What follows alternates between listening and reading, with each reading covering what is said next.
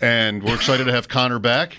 How different is Jets training camp this year from last year?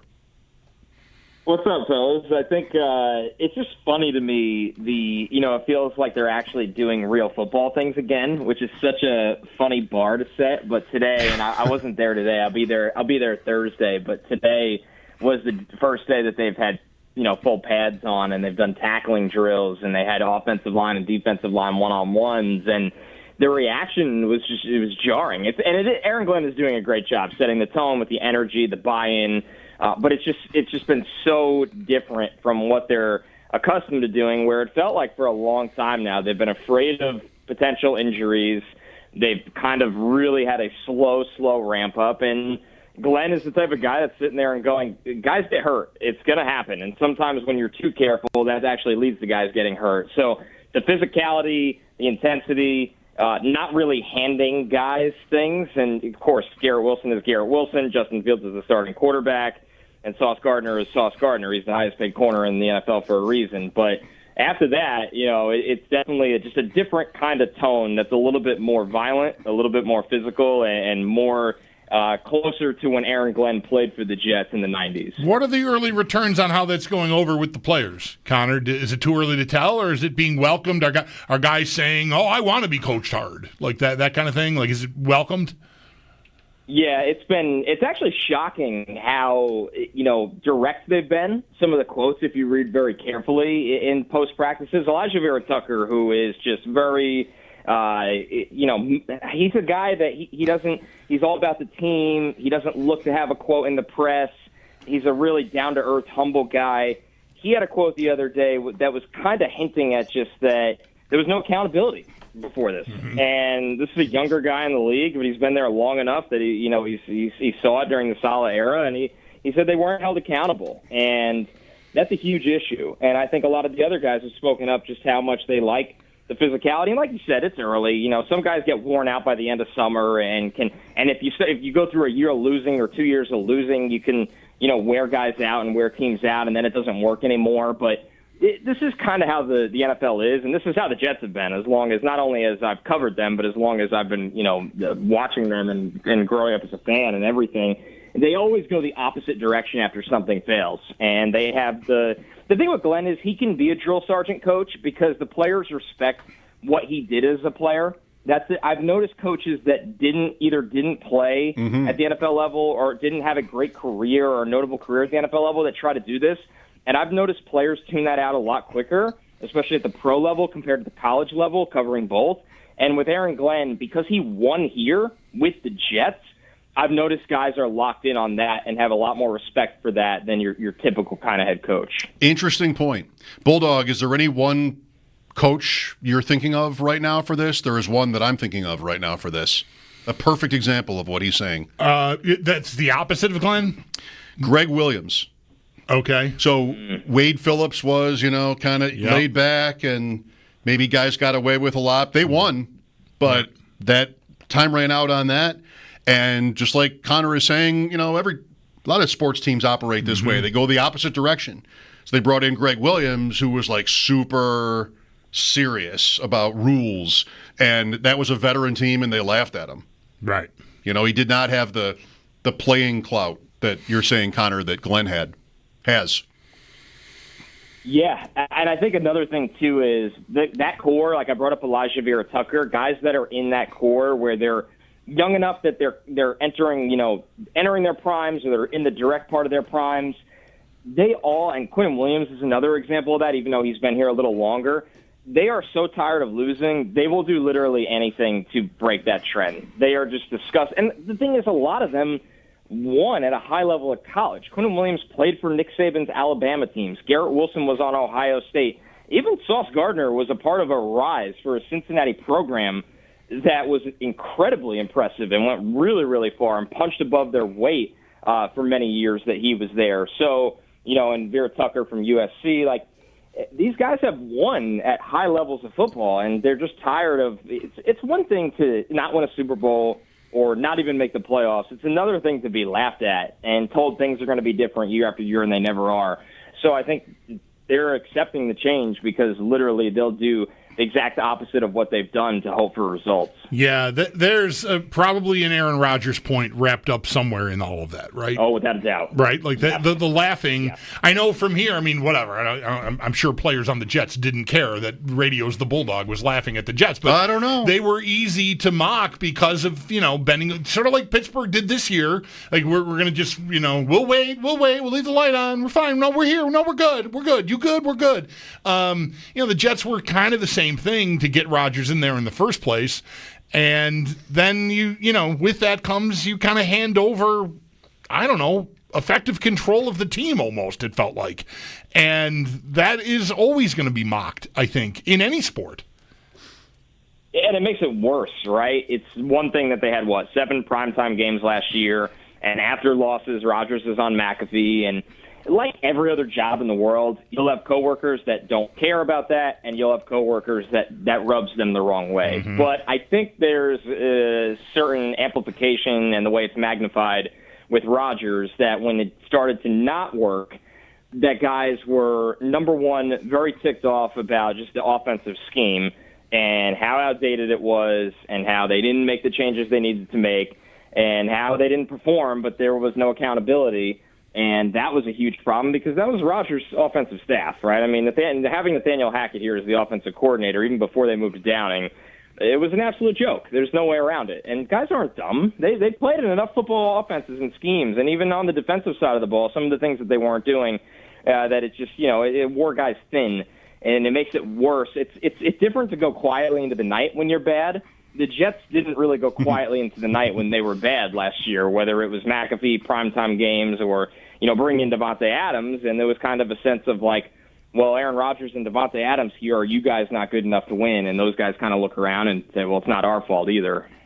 The Jets don't have the market cornered on going quietly into the night, do they? Really, the Jets? They really don't. They really don't. They really don't. And I'm a Mets fan, too, so I know it all too well at times. Same thing, right? Well, all of that said, like, what sort of expectations are there? Is there any bit of a tell from anyone, Aaron Glenn on down or even above him, that's sort of like winking and nodding like, it's going to be a while? It's gonna be a minute. Like, we're gonna need a year. Like, or are they talking about contending for a playoff spot or something this year? Yeah, this is the one that's hard to get a gauge on, right? I mean, Vegas has them as a 5.5 win total, so that tells you what they think, and they're usually pretty good, but they do miss like everybody else does. And then you look at people close to the team. Like I consider that of myself, doing pre and post game for them the last couple of years. I don't think they're that poor of a team because they were just so poorly coached that people are failing to realize this roster has talent, but I don't think they're a playoff team. I think they're closer to that 6, 7, hey, a kick went right for you, you won 8 games kind of team. I would really land in the middle there at 7 wins. And then internally, you don't get that vibe from them at all, that they don't obviously think they're as low as the Vegas twin total or what I think or what anyone else thinks, where they look at it and go, we have pieces. The difference is, I think, for them, they think they can win with Fields. And that's why they went and got him, right? And they didn't do anything egregious to get him. They didn't trade any assets. The contract isn't crazy. But they still went out, and that was their choice. They said, they could have sat there and said, we believe in Jackson Dart or Shedeur Sanders or Tyler Shuck as the future, or maybe even traded 1 million first-round picks and somehow got up for Cam Moore. They didn't want to do that. They didn't believe in that draft. So I think at the end of the day, Glenn – his mentor is Parcells, and he talks to him all the time. And Parcells understood how things take time and what you have to get out of a building and what you have to bring into it, where I think there's a realization internally that they'll never admit that this thing is going to take a little while. But I think they truly do believe they're better than what the general perception of what they are, and that's a bottom 5 team in the league right now is how they're viewed. With Connor Rodgers, Mike Schopp and the Bulldog here. So further on Fields and the credibility of this idea, you're saying, I think, that the players at large believe in him well enough. Like it's a credible enough idea, especially I think I would say considering what their alternatives were, it works. It works better, I think, in that light. Let's hear more about that. Plus we had Fields go down last week. And I wonder, Connor, how you felt or how you think most of people in and around the Jets felt about what would happen if they lost him. I like Fields a little bit above consensus, I would say. And you and I are fantasy players, and we love him for fantasy because of the running. But, he has a lot of detractors.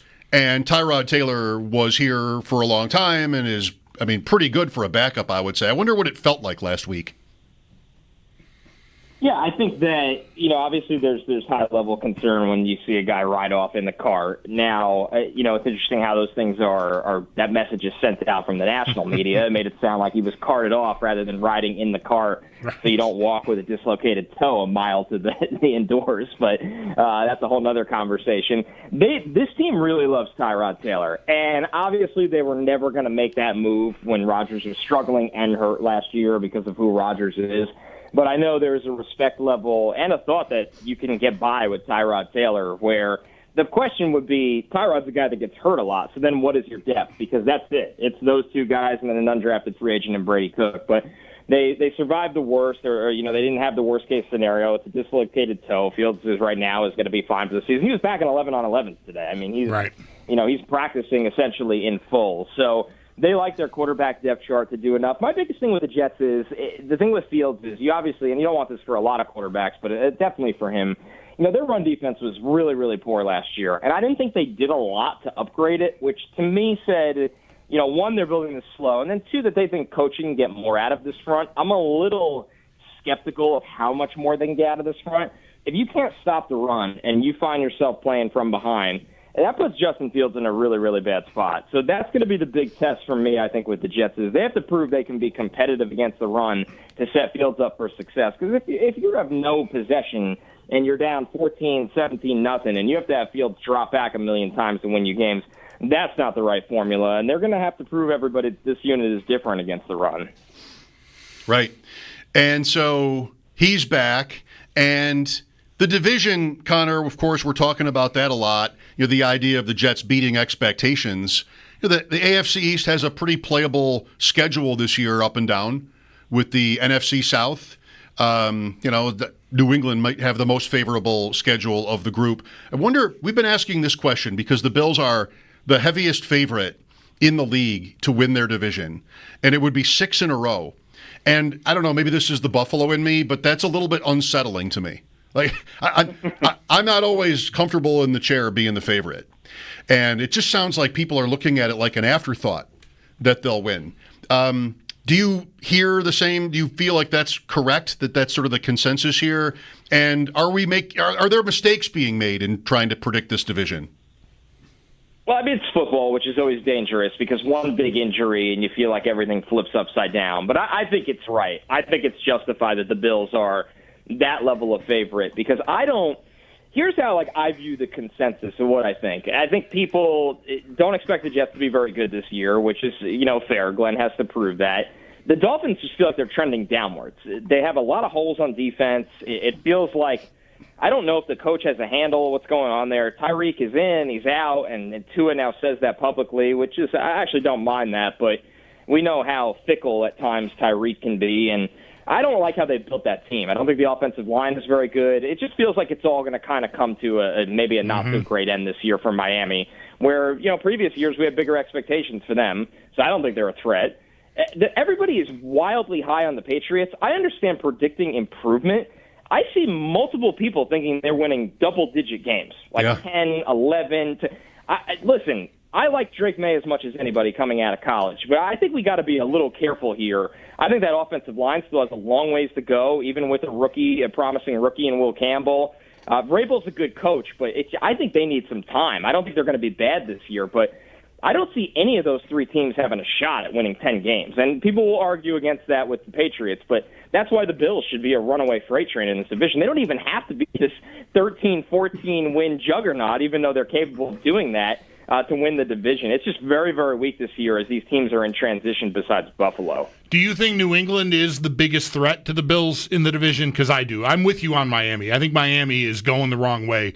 And like you said a few minutes ago, it's football. We could all be wrong. There's still some good players there, but I just feel like that's unraveling.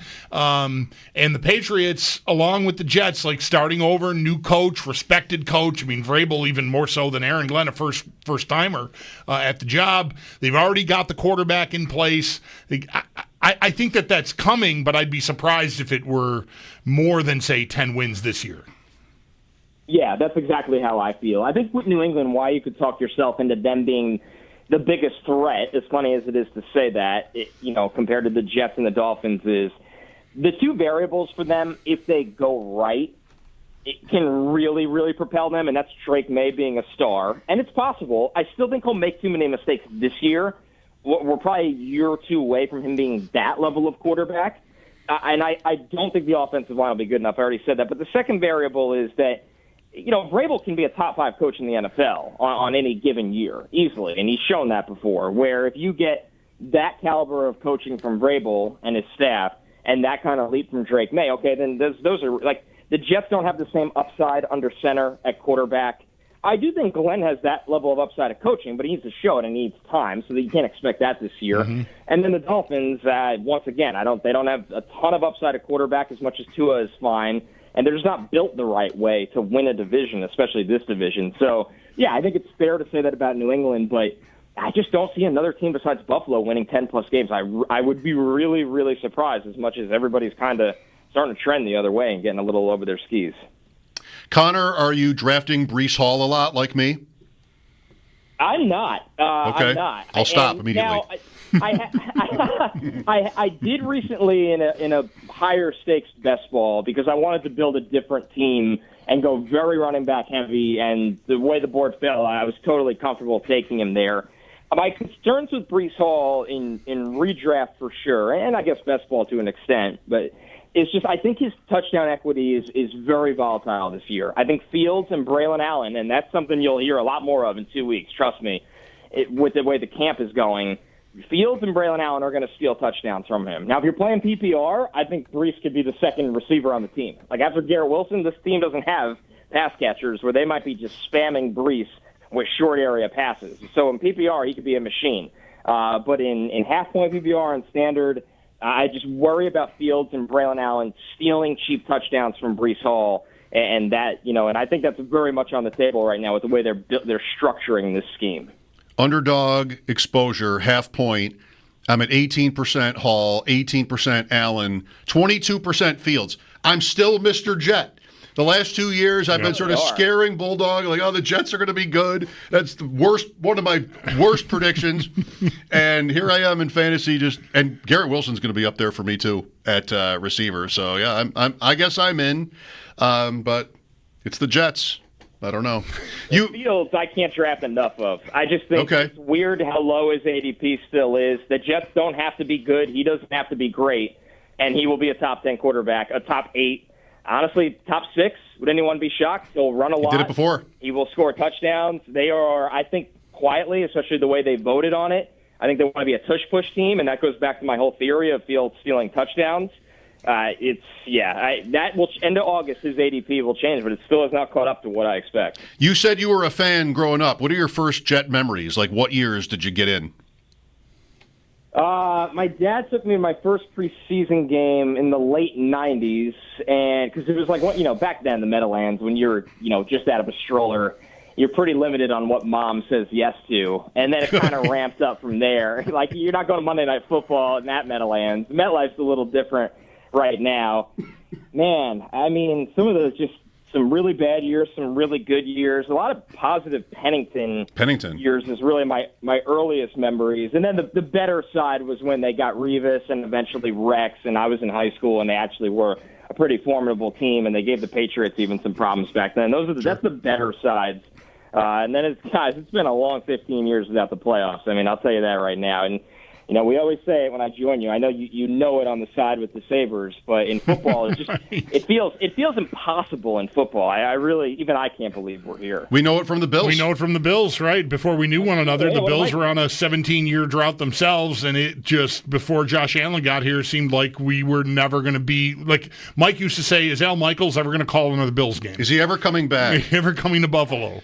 And he did. It's funny. We have the same running jokes all the time. There used to be a Sunday Night Football running joke with Jet fans all the time too. And And then we got our wish, and we got our wish with an Aaron Rodgers appearance in it. Yeah. That didn't work out so well either. So I don't know when it's going to turn, but it goes to show you when you get the quarterback. And the Bills have done. It's funny, the perception of the Bills, that's helped a lot, but they've done a lot of things right during that time, as you guys know. But having Allen, having a superhero, that definitely changes things for the sustainability. Boiling down Connor's entry point to Jets fandom post Johnny Lamb Jones. That's what we can say was post Johnny Lamb. The 81 wild card is one of my first Bills memories, and that was a great game at Shea. But, that's going way back, I guess. Thank you, Connor, for your time as always. Great, guys. Always talking to you. I really appreciate you having me, and we'll catch up soon. Great. Thanks again. Hope so. All right. Connor Rodgers, SNY, NBC, and the Fantasy Football